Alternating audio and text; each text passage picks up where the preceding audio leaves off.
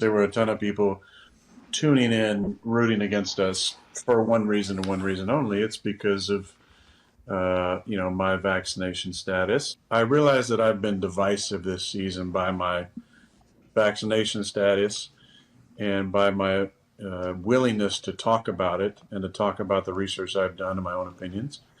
And it's part of it. And I take accountability for that. I've never wanted to be a divisive, polarizing figure on this. I want to encourage people, inspire people to think for themselves. That's Aaron Rodgers from earlier today on Pat McAfee's show, talking with Pat and AJ Hawk. And look, it's not his vaccination status that has people up in arms. It is the vaccination misinformation. It is the lying about his vaccination status.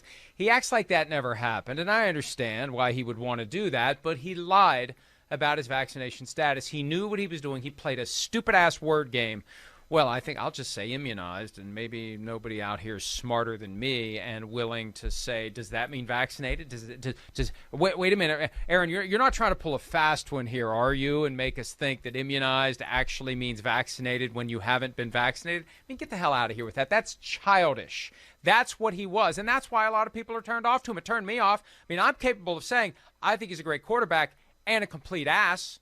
I think he's both, and it's possible to be both. And guess what? A lot of great quarterbacks are complete asses. And this is the year he decided to show his ass to everyone. You know, he went from being, Charean, a guy who was desperate to not be hated by anyone and who was ultra sensitive about any criticism, to doing the pro wrestling heel turn where he welcomes all the hatred. Now, he still has his followers, but he welcomes all the hatred. And he thrives in this environment of polarization. He loves it. And he can say whatever he wants. Yeah, I didn't mean to do it. Bullcrap.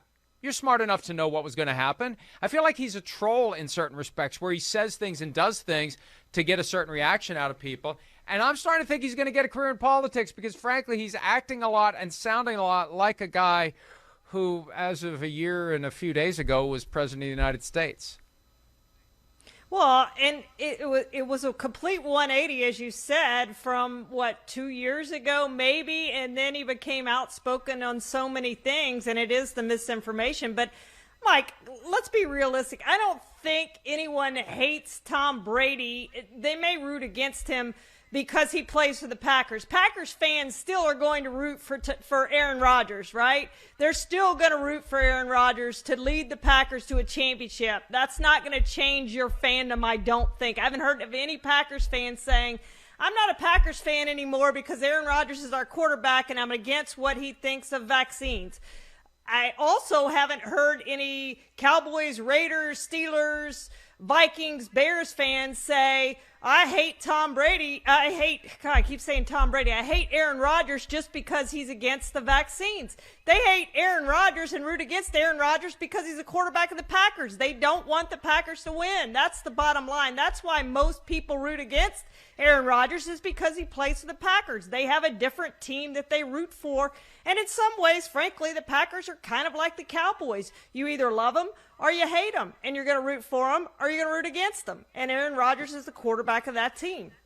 I think he grossly overstates his significance to the game by suggesting that a huge percentage of people tuned in solely for the purposes of rooting against him because he's unvaccinated. And I get it. He's got a persecution complex. He has to make himself feel like he's the victim in some way. Cancel culture is coming after him. You know, the woke mob's favorite team is anyone who's playing the Packers. That's his mindset, and he's reveling in it. That's what makes me think he's destined to get into politics, because you have to be wired to revel in the hatred and to spin it around and get a rise out of the fact that half the people love you and half the people hate you. And that's the problem. Our political discourse today is attracting people who want to live that way. I can't imagine living that way professionally all the time. He has decided in his later years, relatively speaking, he's only 38, but he's been around sport for a long time. He's decided he likes that. And you know, somebody asked me the other day on one of the morning shows, either on CNN or MSNBC,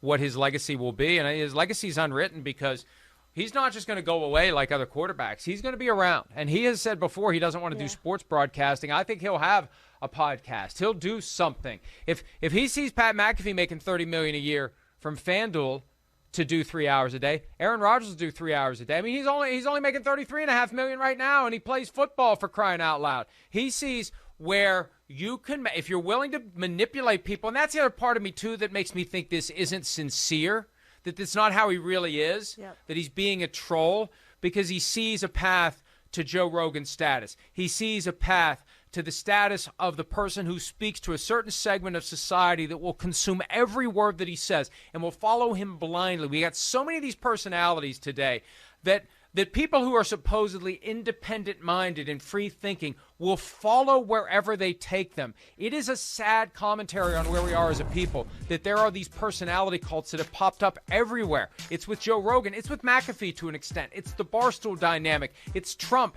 and it's going to be Aaron Rodgers too, I believe, where he's going to have his flock. He's going to have his herd, and they are going to cheer on everything he does, no matter whether or not what he says or does should or shouldn't be cheered, Charean.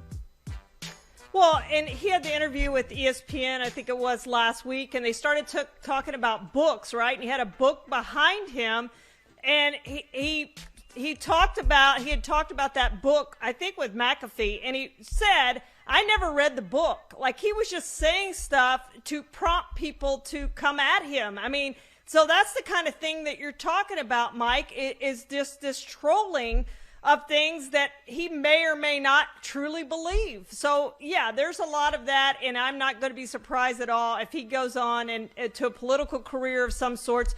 Maybe he goes and runs for office. I guarantee you, whatever he ran for in Wisconsin, he would immediately win that office, even without any experience whatsoever, whether it's governor or senator or whatever, he would win. I'm telling you, everything's on the table. Start with a podcast, end up with the 8 o'clock hour on Fox News after Tucker Carlson is done, and off you go. And he's already skewing that way politically, even though he acts like he's apolitical or whatever. He's already skewing that way, and that's fine. That's fine. We're just trying to project what he's going to do and where he's going to go and what he's going to be. And I think it's very entertaining, but he's not going anywhere, and he sees that there's plenty of money to be made by pushing those buttons and pulling those strings. And there's an impish quality to it as well. I think back to training camp when he was out to dinner with a couple of teammates, and they decided, hey, let's have some fun. Let's mess with people. Let's make it look like we're trying to push the front office to sign Clay Matthews. And they knew damn well what they were doing. They knew damn well what they were doing. And what are people supposed to do when they see simultaneously, I think it was Rodgers, Randall Cobb, and David Bakhtiari, who all tweeted something at the Packers about bringing back Clay Matthews? What are people going to say? They're just jerking our chain? I mean, people are going to believe it. What a shock. You say something and people believe that you mean what you say. So there's a certain amount of it that's immature and childish, where he is just, he's trying to get a rise out of people. And it's adolescent. And look, I can't say it's not funny, and I can't say I haven't from time to time been tempted to do things like that over the years. But there's a certain point where that's got to end, because a lot of people listen to what this guy says. They do, Mike. And do you think this is something he pursues this offseason, or do you see him continuing his career this year and pushing that further down the road? I think he's going to play. Let's put a pin in that one. I think he's going to play this year. Yeah. And I don't think he's going to play for the Packers. I'm going to be writing something about that tomorrow morning on PFT. May talk about it on PFT Live, but today's been a crazy upside-down day, and it's been hard to keep up with everything. But I think he will play next year. I'm not going to report that he will, but I'm going to analyze why I believe that he will. Hi, I'm Mike Tirico, and thanks for watching. Make sure to hit subscribe for the latest news and highlights from NBC Sports.